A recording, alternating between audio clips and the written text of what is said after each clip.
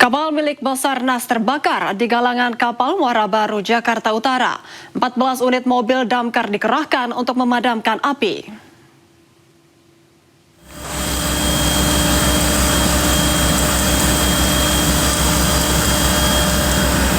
Kebakaran hebat melahap KN SAR Ramawijaya, kapal milik Basarnas di kawasan Muara Baru. Suara ledakan beberapa kali terdengar di dalam kapal yang diiringi kobaran api. 14 unit mobil dan 17 personel damkar dikerahkan untuk memadamkan api. Berdasarkan informasi, hingga kini proses pemadaman masih berlangsung. Sementara penyebab kebakaran belum diketahui.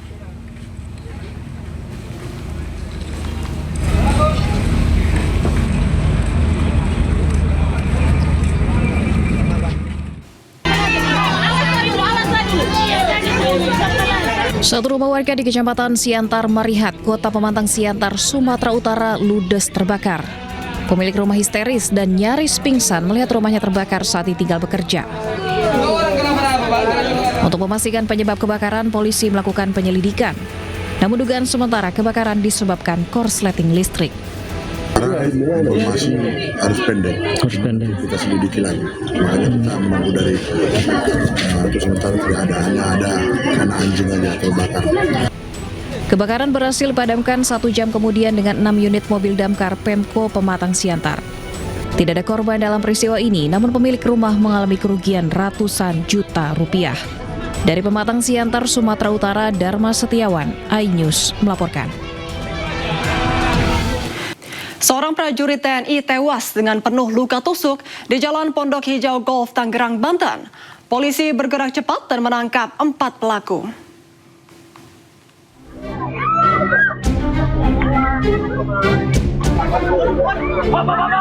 Inilah video yang terekam kamera pengawas CCTV saat terjadinya keributan antara seorang prajurit TNI dengan kelompok pemuda di kawasan Kelapa II, Tangerang, Banten. Pasca kejadian, korban bernama Prada Arif Budi Sampurna ini ditemukan tewas mengenaskan dengan luka penuh tusuk di pinggir Jalan Pondok Hijau Golf. Polisi yang tiba di lokasi langsung mengevakuasi jasad korban serta melakukan olah TKP. Dan tak butuh waktu lama, 3 pelaku berhasil diamankan di tempat persembunyiannya, sedangkan 1 pelaku lainnya menyerahkan diri. Polisi saat ini masih menyelidiki motif dari para pelaku yang tega menghabisi nyawa korban. Di mana kita temukan yang bersangkutan almarhum sudah tidak bernyawa dengan ada luka tusukan. Dari 3 pelaku tersebut, kami mengamankan beberapa baju yang digunakan para pelaku dalam berbuat, dan tidak lama kemudian 1 orang pelaku penusukan mengamankan diri, menyerahkan diri ke Subdit Jatanras Polda Metro Jaya, yang selanjutnya dari Polda Metro Jaya dilimpahkan kepada kami. Hingga saat ini terdapat 4 orang tersangka. Sementara itu, seluruh pelaku kini masih menjalani pemeriksaan intensif guna mempertanggungjawabkan perbuatannya. Dari Tangerang, Banten, Nunung Purnomo, iNews melaporkan. Pengukuran lahan PT Aditarina di Jalan Ujung Bori, Kecamatan Manggala, Makassar, ricuh. Warga yang mengira diusir dari tempat tinggal mereka melempari petugas dengan batu hingga bom molotov.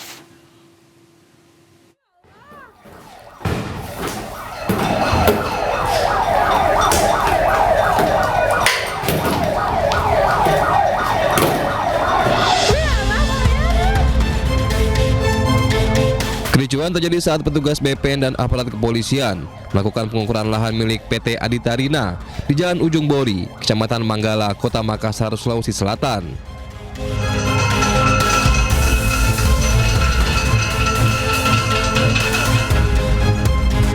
Situasi pun memanas. Warga melempari petugas dengan batu, petasan, busur panah, hingga bom molotov.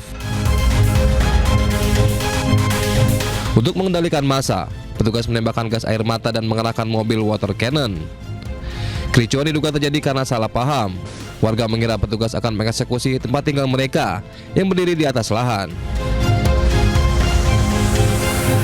Ada masyarakat yang memang belum memahami tentang constantering.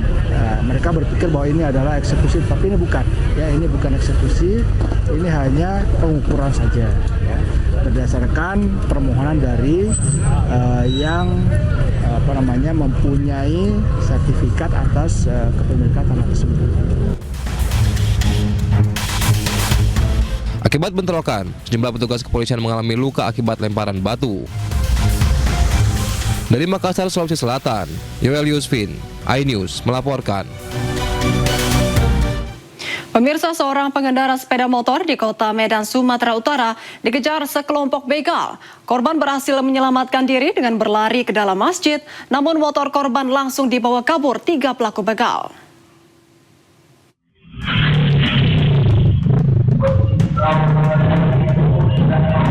Dalam rekaman kamera pengawas, seorang pemuda pengendara sepeda motor terlihat terjatuh saat dikejar sekelompok begal di kawasan Pasar 2 Barat, Kecamatan Medan Marelan, Kota Medan.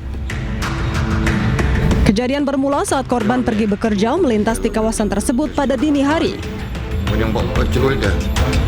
Di salah satu persimpangan, korban melihat 3 orang remaja diduga pelaku begal. Salah satu pelaku mengayunkan senjata tajam ke arah dirinya. Merasa nyawanya terancam, korban yang panik langsung tancap gas dan terjatuh dari sepeda motor. Korban berhasil menyelamatkan diri dengan berlari ke dalam masjid, namun motor korban langsung dibawa kabur para pelaku. Yang belakang lompat, udah ngelompat kan, dia ngeluarin kelewang, ditebasnya saya mengelak. Udah saya mengelak, berhasillah saya mengelak itu kan, baliklah saya ke aspal lagi. Pas saya balik ke aspal lagi, saya oyong mungkin kan, pas pula dekat masjid, saya jatuh, terpental. Sempatlah saya bangun, minta tolonglah sama masyarakat. Rupanya masyarakat tidak adalah mendengar. Jadi terakhirnya pelaku tadi berhasil membawa kereta saya. Akibat insiden tersebut, korban yang masih trauma kini kesulitan untuk bekerja lantaran tak memiliki kendaraan. Hingga kini para pelaku begal masih dalam pencarian pihak kepolisian.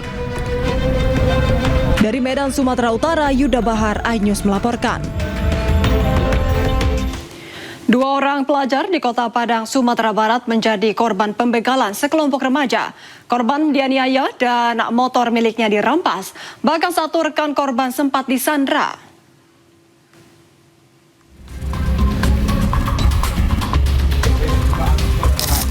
Dengan kondisi luka di bagian kaki, tangan, dan wajah, seorang pelajar SMA mendatangi posko tim Klewang Satreskrim Polresta Padang di area Tradam, Padang Timur.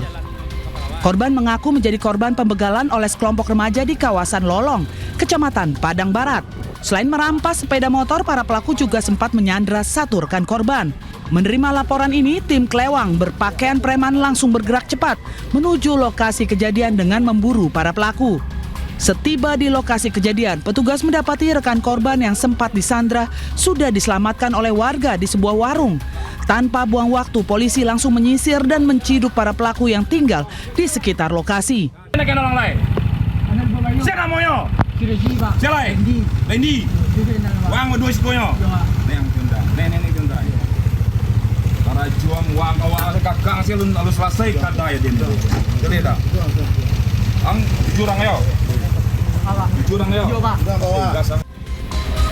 Dua orang otak pelaku berinisial S usia 18 tahun dan P usia 17 tahun berhasil ditangkap tanpa perlawanan. Polisi juga turut sita 1 unit sepeda motor milik korban sebagai barang bukti. Kedua pelaku langsung diboyong ke Mapolresta Padang untuk pemeriksaan secara intensif. Karena korban luka-luka di sekujur tubuhnya dan alhamdulillah 2 orang pelaku utama sudah kita amankan, berikut sepeda motor yang tadinya dirampas oleh gerombolan si pelaku juga sudah kita amankan. Kita kembangkan apa modusnya dan apa tujuan daripada si pelaku ini dan gerombolannya untuk melakukan perbuatan seperti itu. Atas perbuatannya, kedua pelaku terancam dijerat pasal kekerasan dan perampasan terhadap anak di bawah umur dengan ancaman hukuman maksimal 5 tahun penjara. Dari Padang, Sumatera Barat, Budi Sunandar, iNews melaporkan. Rasa khawatir terhadap maraknya aksi begal di Kota Bandung membuat seorang perempuan mengambil langkah yang tidak biasa. Dirinya memesan 3 pengemudi ojek online untuk mengawalnya pulang menggunakan sepeda motor.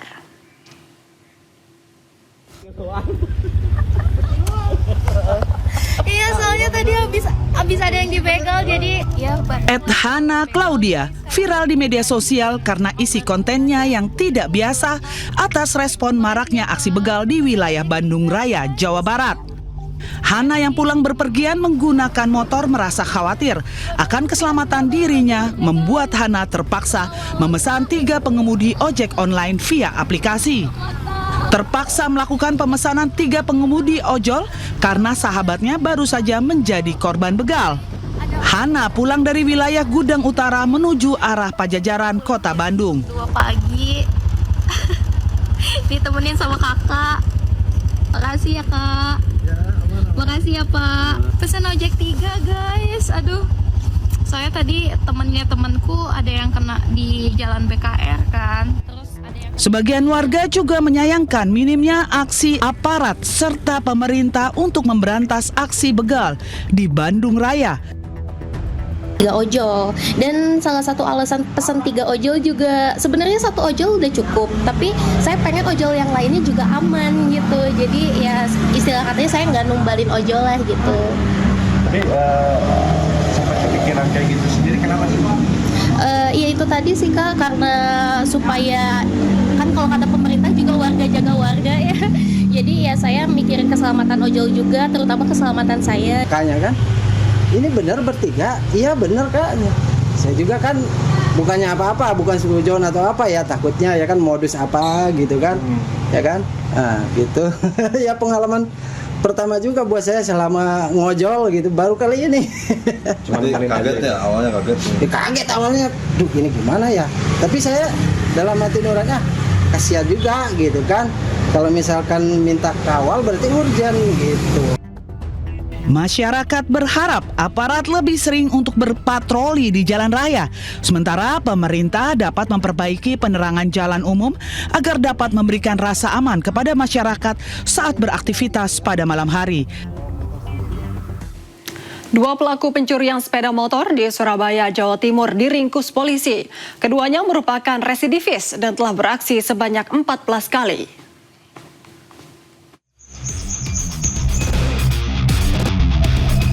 Inilah rekaman kamera pengawas saat kedua pelaku beraksi di sebuah rumah kos di kawasan Jalan Tambak Menokan Ayu, Rungkut, Surabaya, Jawa Timur. Usai menggasak sepeda motor milik penghuni kos, kedua tersangka pun langsung kabur. Berdasar rekaman ini, tim Buser Polsek Rungkut, Surabaya pun bergerak menggerebek keduanya di rumah masing-masing. Dalam pemeriksaan terungkap kedua tersangka yang merupakan residivis kasus serupa telah beraksi sebanyak 14 kali. Sebenarnya pelaku lama residivis, dia pernah dihukum juga, pernah melakukan kemarin baru keluar tahun yang lalu. Jadi setelah keluar dia melakukan lagi. 1 set kunci letter T dan sebuah sepeda motor disita polisi sebagai barang bukti. Sementara kedua tersangka terancam hukuman di atas 5 tahun penjara. Dari Surabaya, Jawa Timur, Yuda Prawira, iNews melaporkan. Pasca ledakan rumah mewah di Komplek Grand Polinia di Medan, Sumatera Utara, tim Laboratorium Forensik Polda Sumatera Utara bersama perusahaan gas negara lakukan investigasi di lokasi. Setelah 4 jam melakukan investigasi dan pengecekan di dalam rumah, tim Labfor bersama PGN sependapat ledakan dahsyat tersebut disebabkan adanya kebocoran pipa gas tanah. Hal itu dilihat dari tekanan kuat dari dalam rumah dan kemudian adanya pemantik yang mengakibatkan ledakan keras hingga terjadi kerusakan ke rumah tetangga di dalam komplek tersebut. Selain melakukan investigasi di lokasi kejadian, polisi juga telah memeriksa beberapa saksi dan mengumpulkan sejumlah barang bukti guna membuka tabir ledakan yang menyebabkan tewasnya 3 orang. Jadi sampai sejauh ini kita sudah final bahwa tentang penyebab ledakan yang terjadi itu adalah karena detonasi gas metan.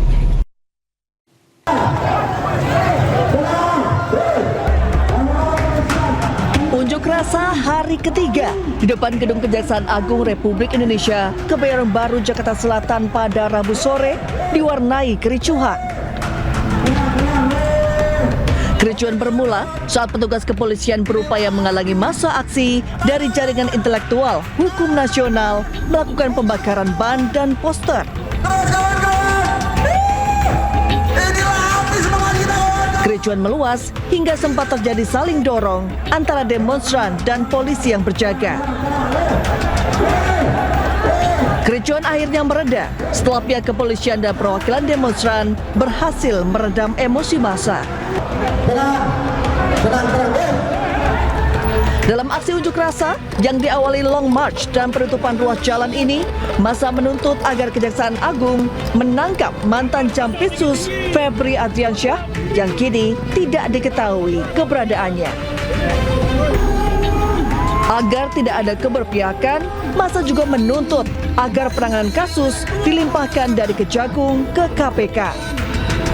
Serta penanganan kasus dilakukan secara transparan dan profesional. Tuntutan kita jelas bahwa hari ini Febri harus terlihat di publik, disampaikan di depan publik. Lalu kami minta hukum ini secara gambaran kami dari jaringan intelektual hukum nasional untuk KPK yang menangani. Agar kenapa? Kami merasa kejaksaan ini bukan tempat lagi yang adil, bukan tempat yang aman, bukan tempat lagi yang hari ini kita bicara hukum yang pasti gitu loh. Kami ingin KPK juga terlibat dalam membuka secara terang-menderang terhadap kasus ini gitu loh. Polisi, TNI, jangan bentuk. Seruan aksi menuntut ditangkapnya mantan Jampitsus Febri Adriansyah terus bergulir sejak penanganan kasus dugaan korupsi dan TPPU yang menjerat Febri diambil alih dari Kortas Tipikor Polri ke Kejaksaan Agung. Sebelumnya 2 hari beruntun, gedung Kejaksaan Agung digeruduk aliansi mahasiswa. Sehari sebelumnya, yakni pada Senin sore, aksi unjuk rasa mahasiswa di Kejagung berakhir ricuh. Massa beberapa kali berusaha merangsek ke dalam gedung Bundar Kejagung, namun dihalau petugas. Aksi saling dorong pun tidak terhindarkan. Dari Jakarta, Den Helmi Sajambati, iNews melaporkan. Ya pemirsa, untuk mengetahui situasi terkini terkait unjuk rasa di depan Gedung Kejagung, kami sudah terhubung dengan jurnalis iNews Kea Della Rosa dari Gedung Kejaksaan Agung Jakarta. Selamat malam Kea, bagaimana kondisi terkini di sana? Apakah masih ada massa yang bertahan atau sudah berhasil dibubarkan aparat di sana? Ya, selamat malam Syifa dan juga pemirsa. Untuk kondisi terkini di Kejaksaan Agung ataupun tepatnya di depan gedung Kejaksaan Agung sudah terpantau kondusif dan juga sudah tidak ada massa yang melakukan aksi unjuk rasa sehingga jalanan di sekitaran gedung Kejaksaan Agung sudah dapat dilalui oleh kendaraan. Karena memang sebelumnya sejak siang tadi hingga malam pukul 7:30 waktu Indonesia Barat ada 2 aksi unjuk rasa. Yang pertama yakni dari perwakilan jaringan intelektual hukum nasional, di mana yang pertama ialah pada pukul 1 ataupun pukul 2 siang hingga pukul 5 sore waktu Indonesia Barat dengan menyuarakan tuntutan kepada pihak Kejaksaan Agung untuk segera menahan mantan Jampitsus Febri Adriansyah terkait dugaan tindakan korupsi dan juga tindakan pencucian uang yang dilakukan oleh Febri Adriansyah.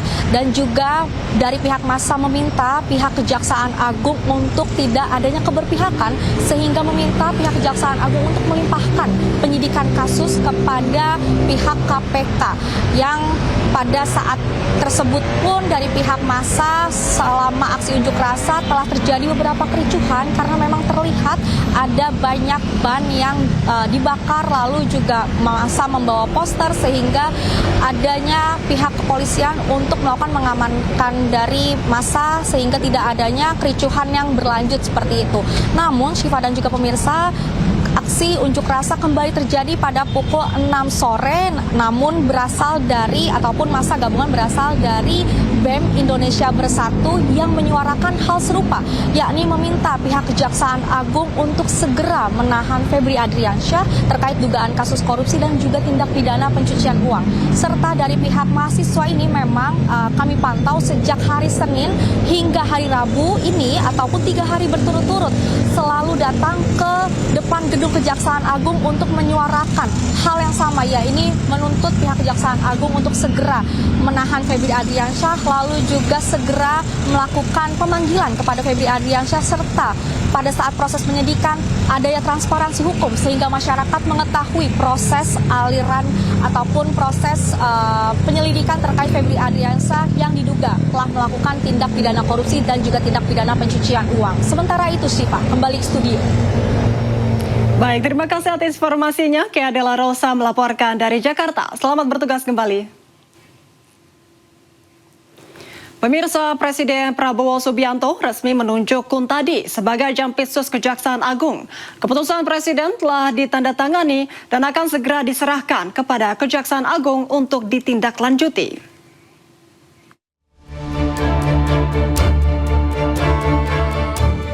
Presiden Prabowo Subianto resmi menunjuk Kuntadi sebagai Jaksa Agung Muda Bidang Tindak Pidana Khusus atau Jampitsus Kejaksaan Agung, menggantikan Febri Adriansyah yang tersandung kasus korupsi. Pengangkatan itu dilakukan setelah Prabowo menandatangani keputusan Presiden atau Kepres sesuai usulan Jaksa Agung ST Burhanuddin. Menteri Sekretaris Negara Prasetyo Hadi mengatakan Kepres tersebut telah ditandatangani Presiden dan akan segera diserahkan kepada Kejaksaan Agung untuk ditindaklanjuti. Dapat kami informasikan bahwa kemarin Bapak Presiden telah menandatangani Kepres sesuai dengan hasil dari tim penilai akhir sebagaimana mengacu kepada surat usulan dari Jaksa Agung yang kemudian rencananya hari ini akan kami tindak lanjuti secara administratif untuk nantinya petikan dari Kepres tersebut kami kirimkan kepada instansi. Polda Metro Jaya telah menerima laporan terkait dugaan kasus pelecehan terhadap profesi wartawan yang melibatkan pengacara Hotman Paris Hutapea. Pihak kepolisian kini sedang mengkaji lebih dalam atas laporan tersebut. Kalau kau punya otak, lu tahu jawabannya.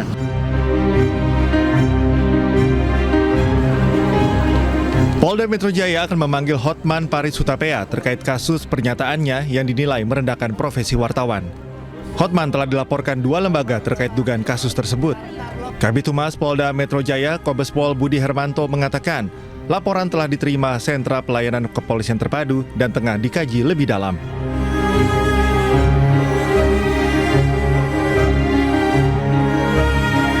Sebelumnya, Persatuan Wartawan Indonesia atau PWI Pusat melaporkan pengacara Hotman Paris Hutapea ke Polda Metro Jaya atas dugaan pelecehan terhadap profesi wartawan saat jumpa pers terkait kasus mantan Jampitsus Febri Adriansyah. PWI menyesalkan pernyataan advokat Hotman Paris Hutapea kepada wartawan saat memberikan keterangan kepada media di lingkungan Kejaksaan Agung. Kita sangat merespon, sangat menerima apa permohonan maaf itu benar itu. Nah, kita terima dan itu disampaikannya lewat video di Instagramnya ya, disampaikannya. Tetapi kan itu tidak tentu menyelesaikan tindak pidana yang telah dilakukan. Artinya permohonan maaf itu secara manusiawi kita terima. Sidang pra-peradilan jilid ketiga Roy Suryo yang digelar Pengadilan Negeri Jakarta Selatan ditunda hingga 29 Juli 2026. Penundaan disebabkan oleh ketidakhadiran pihak kejaksaan selaku turut termohon. Pengadilan Negeri Jakarta Selatan menunda sidang pra-peradilan yang dilayangkan oleh Roy Suryo terkait ganti rugi atas pengabulan perkara pra-peradilan penggeledahan, penangkapan, dan penahanan dalam kasus tudingan ijazah palsu Presiden ke-7 RI Joko Widodo. Sidang pra-peradilan jilid 3 Roy Suryo ini ditunda hingga 29 Juli 2026 pekan depan. Penundaan disebabkan oleh ketidakhadiran pihak kejaksaan selaku turut termohon dalam perkara tersebut. Untuk itu, Hakim Tunggal memutuskan untuk menjadwalkan ulang persidangan guna memastikan kehadiran seluruh pihak terkait. Hari hari pertama ketika pra peradilan kami selaku pemohon, itu kamilah yang kemudian akan membacakan permohonan kami apa terhadap termohon dan juga terhadap turut termohon. Jadi kami itu tidak bisa kemudian santai-santai. Hari pertama itu hari kita, baru hari kedua besok itu jawaban dari seharusnya termohon dan juga turut termohon. Kemudian kami juga harus langsung memberikan jawaban hari itu juga, yaitu berupa replik dan juga mereka kemudian duplik. Sebelumnya pada sidang pra-peradilan kali ini, Roy mengajukan gugatan untuk menuntut ganti rugi kepada pihak Polda Metro Jaya dan Kejaksaan sekitar 210 juta rupiah atas upaya paksa yang dilakukan penyidik Polda Metro Jaya. Dari Jakarta, tim liputan iNews melaporkan. Kubu Roy Suryo membantah tudingan yang menyebut pihaknya sengaja mengajukan pra-peradilan berjilid-jilid untuk menunda sidang pokok perkara kasus tudingan ijazah Presiden ke-7 Joko Widodo. Kini Roy Suryo tengah mengajukan pra-peradilan jilid 3 atas ganti rugi imbas penahanan Polda Metro Jaya.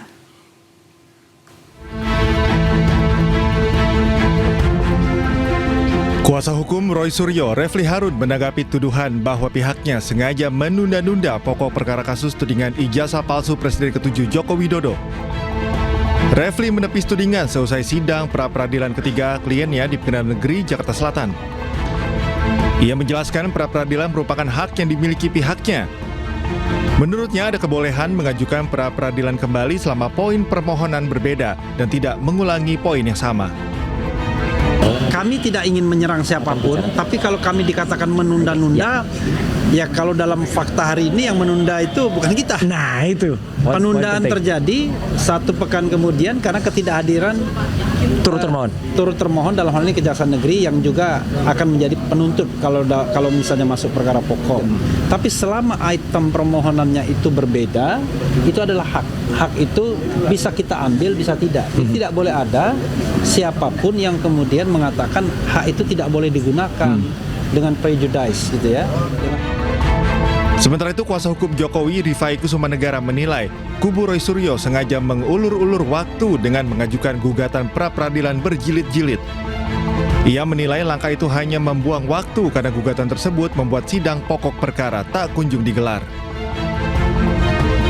Pertimbangan hakim ini cukup keras ya, kalau buat saya ini cukup keras sampai menyimpulkan bahwa ditujukan untuk mengulur-ngulur pemeriksaan pokok perkara dan merupakan upaya yang tidak menghormati atau menyalahgunakan lembaga pra-peradilan. Buat saya ini pertimbangan yang cukup keras dari Hakim PN Jakarta Selatan yang seharusnya menjadi perhatian bagi para pihak, termasuk dalam mengajukan upaya pra ketiga. Sidang pra-peradilan jilid 3 yang diajukan kubu Roy Suryo atas ganti kerugian imbas penahanan Polda Metro Jaya ditunda hingga pekan depan karena pihak kejaksaan tak menghadiri persidangan. Dari Jakarta, tim liputan iNews melaporkan.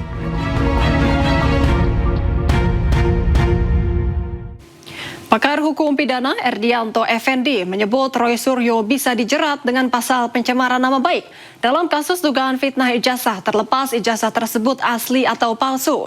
Namun Roy bisa lolos dari jerat pidana jika bisa membuktikan bahwa tindakannya tersebut demi kepentingan umum. Yang jadi persoalan sebetulnya bukan masalah palsu atau tidak palsu dulu. Itu yang nomor 2 sebetulnya. Yang pertama itu sebenarnya adalah terkait dengan pencemaran nama baik. Jadi banyak orang yang Sebentar. Kalau pencemaran nama baik ya nggak bisa ditentukan kalau tidak ada palsu atau tidak palsu. Ya tunggu dulu. Oke, gimana maksud logikanya? Jadi gini, yang dilaporkan atau diadukan oleh Pak Jokowi adalah pencemaran nama baik atau fitnah. Oke. Kalau dalam pencemaran nama baik itu pasal 310 KUHP lama dan pasal 433 KUHP baru. Ini menyatakan bahwa barang siapa atau setiap orang menuduhkan orang melakukan sesuatu dengan maksud untuk diketahui umum. Jadi yang dicela di situ adalah mengumumkan sesuatu yang dituduhkan itu. Misalnya saya dituduh selingkuh. Walaupun benar saya selingkuh, tapi ketika orang itu tidak punya hak, dia tidak punya kepentingan untuk menuding selingkuh. Menuding saya selingkuh, bukan menuding, mengumumkan kepada publik. Oke. Jadi letak ketercelaannya itu adalah termasuk pencemaran nama baik. Ya itu pencemaran nama baik. Oh, jadi gini. Oke, saya ngerti. Ya. Jadi apakah ijazahnya asli atau palsu? Katakanlah memang benar asli. ya. Benar palsu. Katakanlah memang benar palsu. Ya, lalu Mas Roy teriak-teriak soal palsu. Ya. Tapi Mas Roy nggak punya kepentingan untuk meneriakan bahwa itu palsu, maka itu masuk pencemaran nama baik. Iya. Oke. Nah itu, itu gini. palsu ijazahnya mau ngapain lah? Tunggu dulu Mas Roy. 99,9%. Saya 3 jam nunggu Mas Roy. Oke. Ini sekali lagi ini menarik ya. Kalau memang ijazahnya benar palsu, lalu Mas Roy menuding, Mas Roy dan kawan-kawan menuding palsu, tapi tidak punya kepentingan apapun, maka itu masuk pasal pencemaran nama baik. Menurut Anda? Dan ancaman pidananya hanya 9 bulan. Tapi tenang dulu Mas Roy. Ada pasal 310 ayat 3 yang menyatakan bahwa kalau tuduhan itu, pengumuman itu dilakukan untuk kepentingan umum atau membela diri, nah itu dianggap bukan penghinaan. Ex-Wamentan Sudaryono dilantik sebagai Kepala Badan Gizi Nasional menggantikan Nanik Esdeang yang mengundurkan diri karena alasan kesehatan. Sudaryono dilantik langsung oleh Presiden Prabowo di Istana.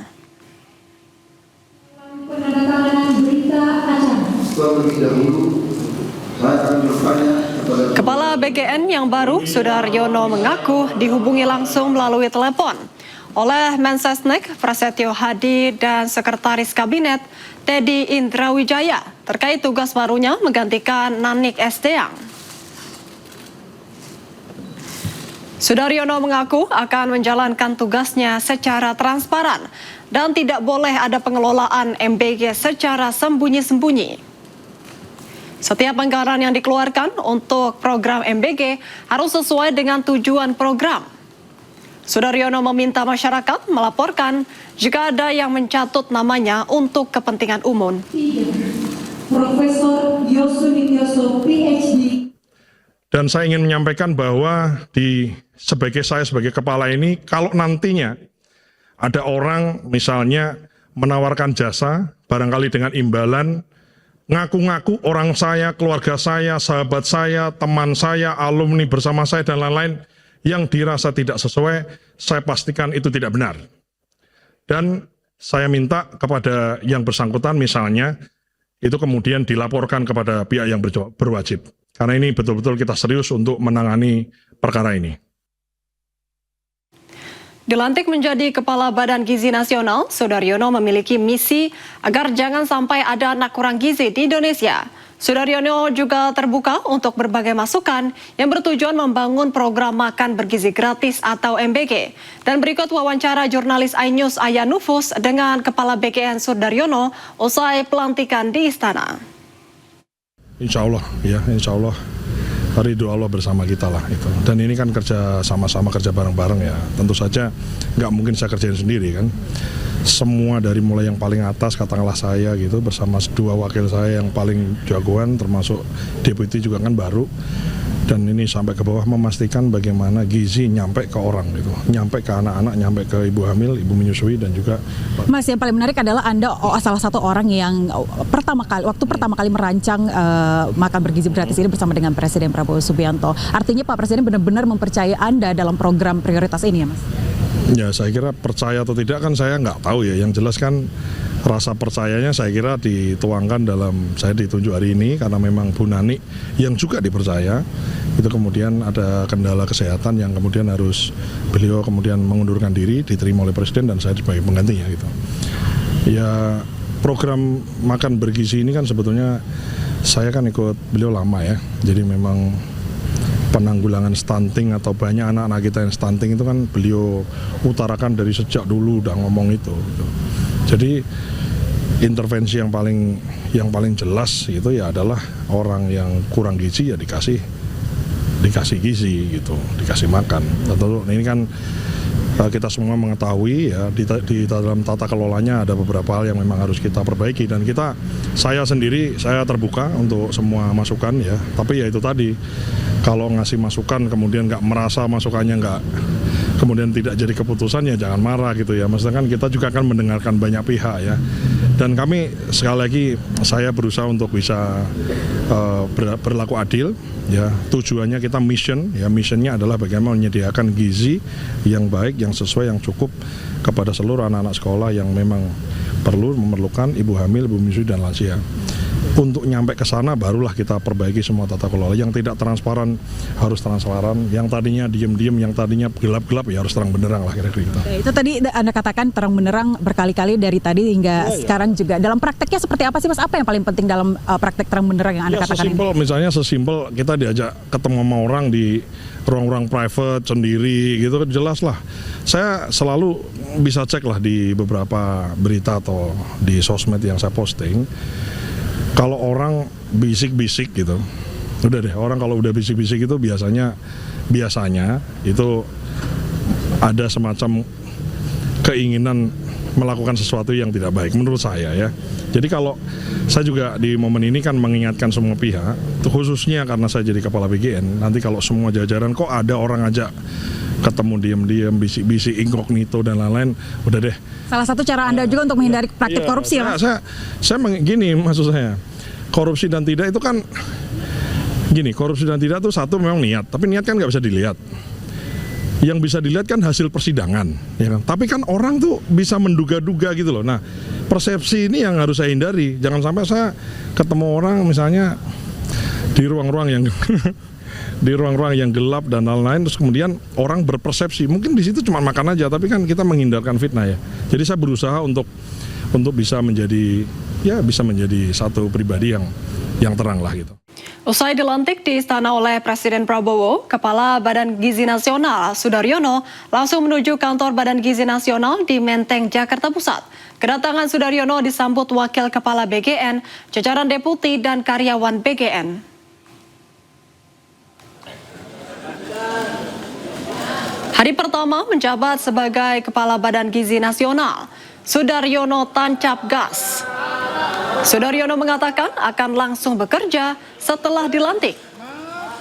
Menuju kantor BGN, Sudaryono memimpin rapat perdana dan mengevaluasi berbagai program kerja Badan Gizi Nasional. Sudaryono diketahui telah mengikuti proses perumusan program MPG sejak awal, sehingga dinilai memahami konsep dan teknis pelaksanaan program prioritas pemerintah. Bahwa saya memiliki keluarga, saya memiliki sahabat, saya memiliki teman, rekan, siapapun itu termasuk alumni dan seterusnya. Dan saya ingin menyampaikan bahwa sebagai kepala ini, kalau nantinya ada orang misalnya menawarkan jasa, barangkali dengan imbalan, ngaku-ngaku orang saya, keluarga saya, sahabat saya, teman saya, alumni bersama saya dan lain-lain, yang dirasa tidak sesuai, saya pastikan itu tidak benar. Dan saya minta kepada yang bersangkutan misalnya, itu kemudian dilaporkan kepada pihak yang berwajib. Nggak ada. Saya tidak punya SPPG, saya tidak punya dapur, saya tidak ada keluarga saya yang punya dapur dan punya SPPG. Presiden Prabowo ingatkan para perwira TNI Polri selalu utamakan pengabdian kepada masyarakat Indonesia. Hal tersebut disampaikan saat ia pimpin upacara prasetya perwira TNI Polri di Istana Merdeka, Jakarta.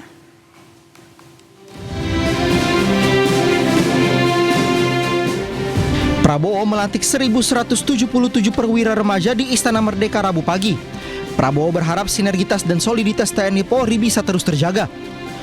Presiden berpesan pada para perwira remaja untuk menjaga loyalitas dan menghindari penyalahgunaan jabatan serta menghindari korupsi. Selain itu, Prabowo juga menekankan para perwira untuk mengabdi selalu kepada rakyat dan jadi pelindung, pengayom, dan pembela rakyat. Ingatlah selalu, saudara lahir dari rakyat, dididik dengan uang rakyat. Pakaian yang kau pakai dari ujung kaki sampai ujung kepala adalah dari rakyat. Makanmu dari rakyat. Gajimu dari rakyat.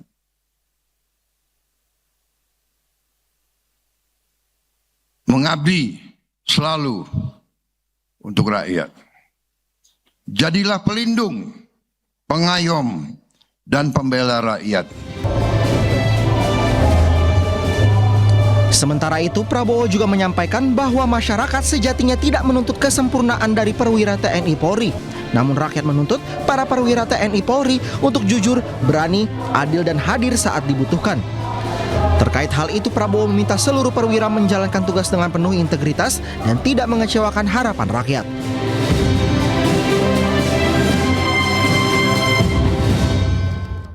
Sekjen Pradi Bersatu Ade Darmawan mengkritik penempatan posisi duduk Wakil Presiden Gibran Rakabuming Raka yang tidak sejajar dengan Presiden Prabowo Subianto pada sidang kabinet Senin lalu.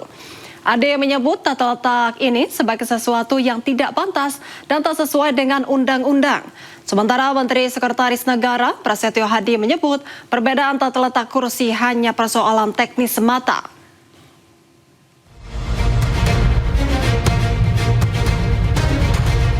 Sidang Kabinet Paripurna Senin 20 Juli 2026 menjadi sorotan.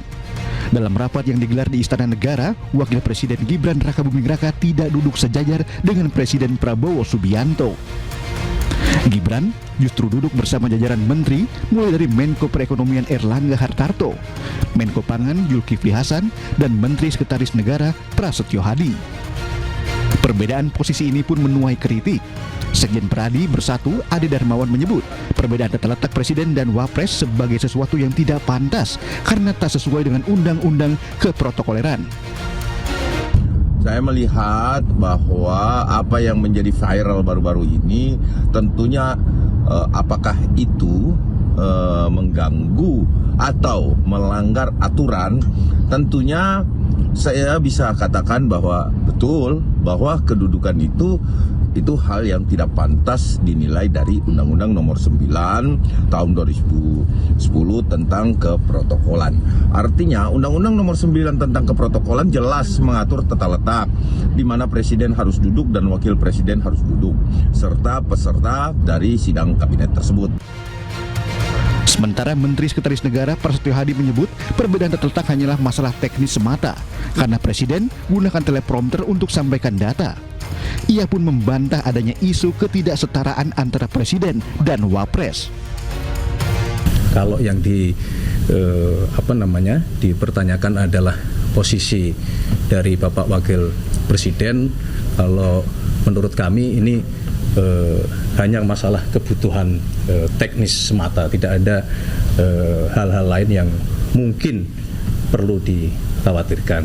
Tidak ada kaitan dengan anggapan bahwa posisi Presiden dan Wapres tidak setara gitu ya Mas? Tidak ada, sama sekali tidak ada. Sebagai perbandingan, dalam sidang Kabinet Paripurna 13 Maret 2026 lalu, posisi Presiden Prabowo dan Wapres Gibran sejajar. Keduanya duduk dalam satu meja yang sama. Tim Liputan iNews melaporkan.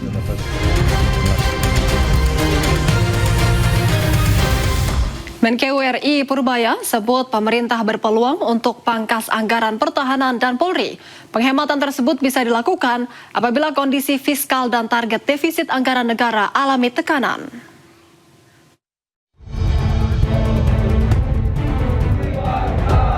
Menteri Keuangan Republik Indonesia Purbaya Yudi Sadewa menyebut pemerintah membuka opsi memangkas anggaran pertahanan dan kepolisian apabila kondisi fiskal dan target defisit anggaran mengalami tekanan. Meski demikian, Purbaya mengungkapkan hingga kini belum ada pembicaraan untuk pengalihan anggaran itu. Bahkan menurut Purbaya, saat dijumpai di Istana Negara hari Senin, kondisi keuangan negara saat ini masih dalam kondisi aman.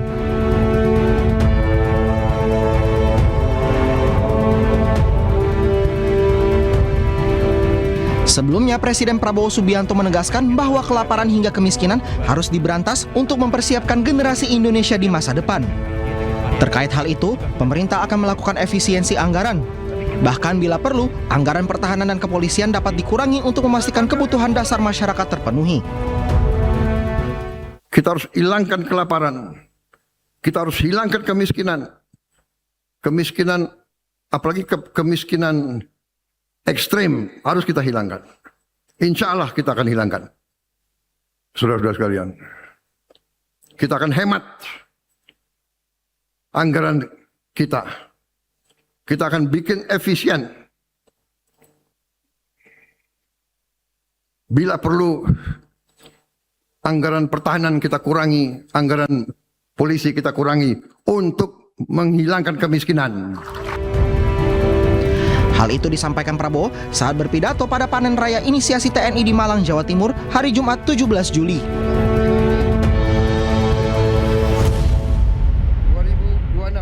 Perkuat kebijakan berbasis data dan sains, MRP TNI dan Bapisus gelar diskusi kebangsaan bagian pertama di wilayah Jakarta Selatan.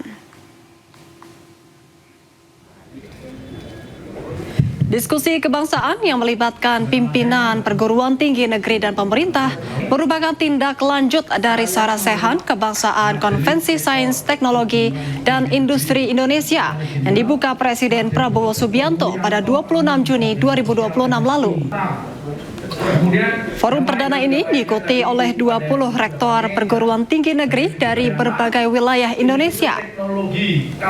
Para peserta membahas 5 isu strategis, yaitu kesehatan, ketahanan pangan, program makan bergizi gratis atau MBG, pembiayaan pendidikan tinggi, dan pembangunan karakter bangsa. Ketua MRP TNI Edward Wolok menegaskan perguruan tinggi memiliki peran penting dalam memberikan masukan berbasis ilmu pengetahuan. Sementara itu, Kepala Bapisus RI Aris Marsudianto menyatakan pemerintah akan memperkuat sinergi mengawal pelaksanaan kebijakan Presiden. Ketika kampus dituntut untuk bisa memberikan kontribusi lebih, di sisi lain ketika berbicara kemitraan, maka kampus itu memang di bawah naungan Kementerian Pendidikan Tinggi, Sains, dan Teknologi. Tetapi kemitraan secara program pemerintah itu hampir dengan semua kementerian. Nah, dengan Bapisus ini diharapkan akan bisa menjadi jembatan yang lebih strategis. Hanya mengakomodir, mewadahi ya MRPTN ini ya, untuk kita follow up yang nanti secara konkretnya itu akan kami jembatani untuk bertemu dengan kementerian atau lembaga terkait sehingga timbul formula sistem yang akan bisa diimplementasikan dalam program pemerintah supaya semuanya itu terukur ya, akurat dan valid lah seperti itu. Amerika Serikat menggempur Iran pada hari ke-11 yang menargetkan fasilitas militer Iran.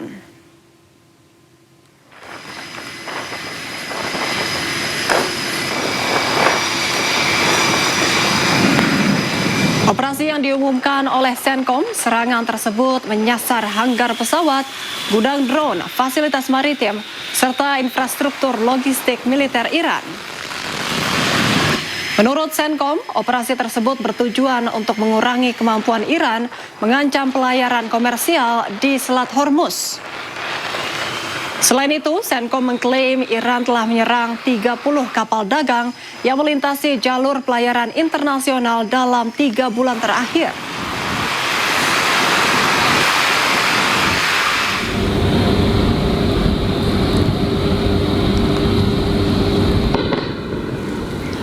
Sistem pertahanan udara Iran di wilayah Teheran kembali diaktifkan untuk merespons deteksi target musuh seperti drone atau objek yang mencurigai mendekati ibu kota. Aktivasi ini kerap dipicu oleh eskalasi ketegangan regional akibat serangan udara Amerika Serikat.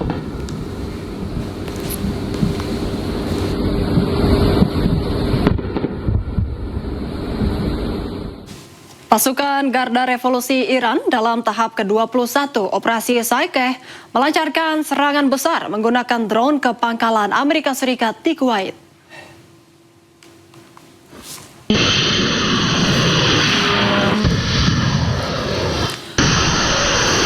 Iran menargetkan gudang amunisi dan peralatan pusat komando Amerika Serikat di Camp Doha yang terletak di bagian barat Kuwait.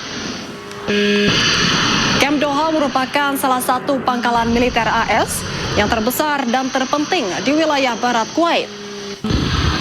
Pangkalan ini berfungsi sebagai pusat dukungan bagi pasukan Amerika di kawasan Asia Barat dan menjadi lokasi penempatan sejumlah besar peralatan militer Amerika Serikat.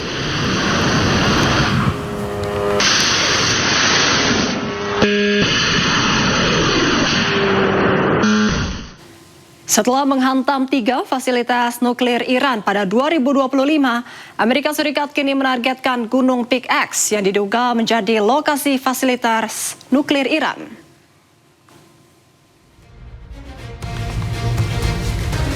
Setelah melancarkan operasi Midnight Hammer pada 2025 dengan menargetkan fasilitas nuklir Fordow, Natanz, dan Isfahan, Amerika Serikat kini disebut menargetkan Gunung Pickaxe yang berada di dekat kompleks nuklir Natanz.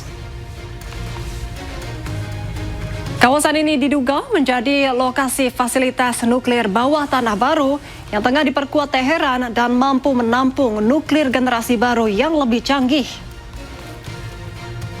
Berdasarkan citra satelit, terlihat pembangunan dan penguatan pintu masuk terowongan. Letaknya yang jauh di dalam pegunungan dianggap sebagai taktik agar lebih aman dari serangan udara.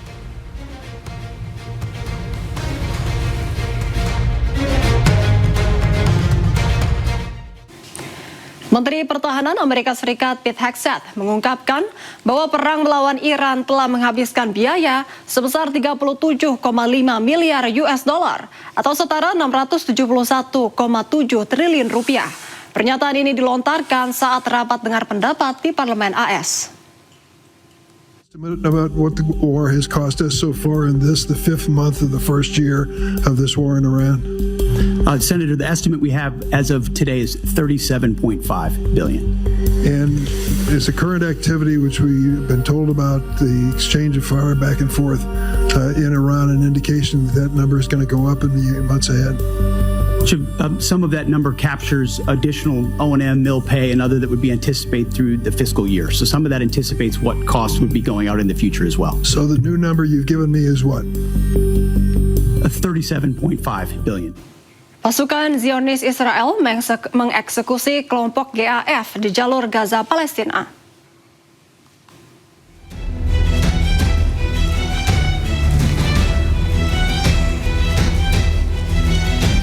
Pada pantauan udara Zionis Israel, terlihat sejumlah orang memasukkan senjata api ke sebuah kendaraan mobil. Israel mengklaim persenjataan yang diangkut untuk menyerang pasukan Zionis Israel di wilayah tersebut. Tak lama, Zionis Israel melakukan serangan udara kepada kendaraan yang tengah dikendarai untuk menghilangkan ancaman tersebut.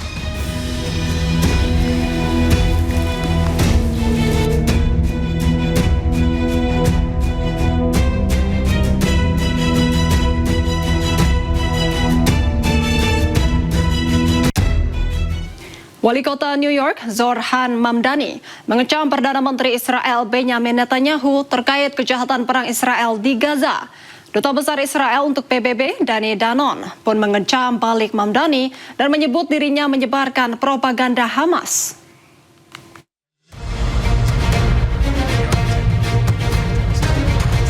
Wali kota New York, Zohran Mamdani, mengunggah video terbaru yang mengecam Perdana Menteri Israel Benjamin Netanyahu. Melalui akun media sosialnya, ia menegaskan bahwa Netanyahu adalah penjahat perang yang harus ditangkap dan diadili. Menurutnya, Netanyahu telah bertanggung jawab terhadap pembunuhan puluhan ribu orang termasuk perempuan dan anak-anak. Benjamin Netanyahu is a war criminal, the architect of a horrific genocide against the Palestinian people. He is responsible for the killing of more than 73,000 people, for the maiming of tens of thousands of children, as those who survive undergo amputation without anesthesia. Anyone with their eyes, with their heart, with their conscience should recognize the devastation he has wrought and understand that he belongs before a court of law. As I've said, I agree with the ICC that Benjamin Netanyahu should be arrested and tried for his crimes, as I do for anyone else charged by the ICC. Pernyataan Mamdani muncul jelang kemungkinan kunjungan Netanyahu ke New York untuk menghadiri sidang umum PBB pada akhir tahun ini. Meski begitu, Mamdani mengakui bahwa dirinya tidak memiliki wewenang hukum untuk menangkap Netanyahu apabila ia berkunjung ke kota New York. Namun ia telah menyerukan agar pemerintah federal Amerika Serikat bergabung dengan Mahkamah Pidana Internasional dan melaksanakan surat perintah penangkapan Netanyahu. Sementara itu, Duta Besar Israel untuk PBB Dani Danon mengecam balik pernyataan Mamdani. Ia mengatakan bahwa orang yang seharusnya ditangkap bukanlah Netanyahu, melainkan Mamdani. Danon juga menyindir bahwa tugas Mamdani adalah melayani warga New York, bukan menyebarkan propaganda Hamas. The person who should be arrested is not our Prime Minister, is you, Mr. Mamdani. Sebelumnya, Mahkamah Pidana Internasional mengeluarkan surat perintah penangkapan Netanyahu dan sejumlah pejabat Israel lainnya pada tahun 2024.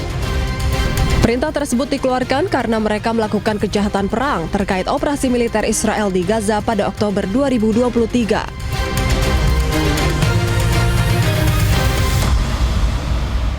Berambisi merebut gelar juara ASEAN Hyundai Cup 2026 untuk pertama kalinya, skuad Garuda terus mematangkan persiapan. Pelatih John Hartman fokus membangun kekuatan fisik, mematangkan taktik, serta memperkuat kekompakan tim. Pemirsa, usai sudah kebersamaan kita dalam iNews malam hari ini. Temukan informasi-informasi terbaru lainnya di www.inews.id. Cuplikan tayangan berita iNews dapat Anda saksikan di kanal YouTube @official_iNews. Mewakili kerabat kerja yang bertugas, saya Syifa Hanifa pamit undur diri. Terima kasih, selamat malam dan sampai jumpa.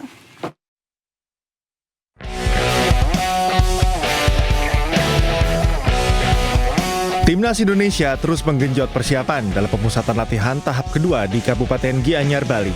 Pelatih Timnas Indonesia John Hartman menyebut pemusatan latihan difokuskan pada peningkatan kondisi fisik dan juga mematangkan taktik. Selain itu, Hartman menilai kelompok pemain saat ini memiliki disiplin dan komitmen tinggi, termasuk kehadiran Mitchell Baker yang disebut memiliki kebanggaan besar setelah resmi menjadi warga negara Indonesia. So we're really enjoying the training camp. We pushed them hard. This week's been a tactical week. Yesterday we seen them gel together. It was a really solid day. I was just congratulating them in the meeting about how cohesive they've started to look. We've established a leadership group and they're leading. And I'm feeling there's a connection starting to build. So it's been good. Really enjoying it. Sementara itu, gelandang Timnas Indonesia Tom Haye menilai suasana pemusatan latihan berjalan sangat baik. Meski akan menghadapi sejumlah tim kuat di Asia Tenggara, Tom menegaskan seluruh pemain memiliki fokus pada persiapan internal dan menghadapi setiap pertandingan secara bertahap. I think until now it has been great. I think if you look at the facilities where we train, really good environment, and with the team also everyone has a lot of energy, and we really want to prepare well. So I'm enjoying, but also working hard. So really Pemusatan latihan Timnas Indonesia tahap kedua di Bali ini berlangsung hingga 25 Juli 2026. Selanjutnya, skuad Garuda akan mengalihkan fokus ke laga perdana Grup A Piala AFF melawan Kamboja pada 27 Juli mendatang. Dari Gianyar, Bali, Ketut Catur Kusumaningrat, iNews melaporkan.